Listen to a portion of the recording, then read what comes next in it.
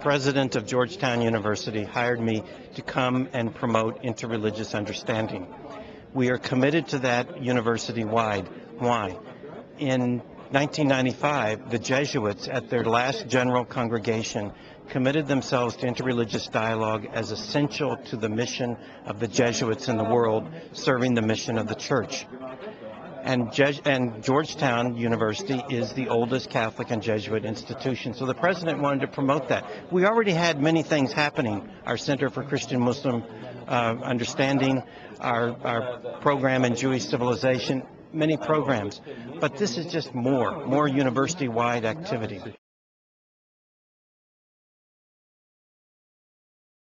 I think the local dialogue has been increasingly important and successful, and that's really the bedrock of good relations that we have in the United States. We were successful with regional dialogues. That may not remain the pattern. We may come up with new patterns. And now more and more ongoing projects at universities. We need some of these, not just one-time academic events, but scholars working together on long-term projects, writing the history of our relations together, doing hermeneutics of Scripture together, these kinds of projects. I think there's a place.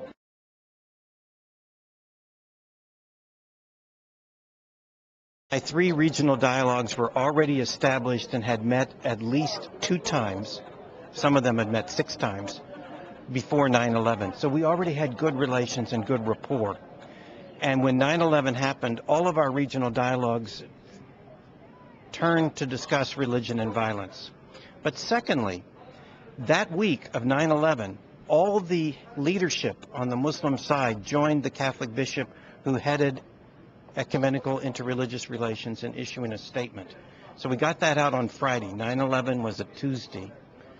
By Friday, we had a statement signed by 5 Muslim leaders that I mentioned of these organizations and a Catholic bishop. That didn't get much media coverage.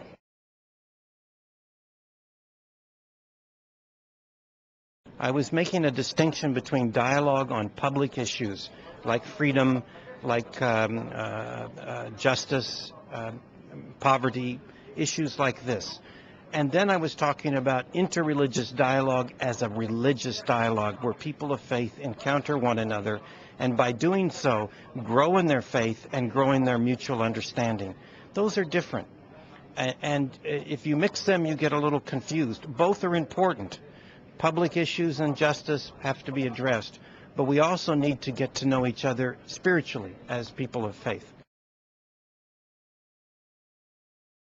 Well, this Shiite said that 5/6 of the New Testament Muslims should have no quarrel with, the message of justice of the gospel.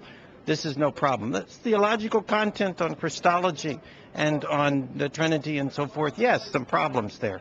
But he said the message of justice we agree with. So I see that as positive. Now I compare that to the centurion meeting Jesus, to the Canaanite woman meeting Jesus, to the Samaritan woman meeting Jesus.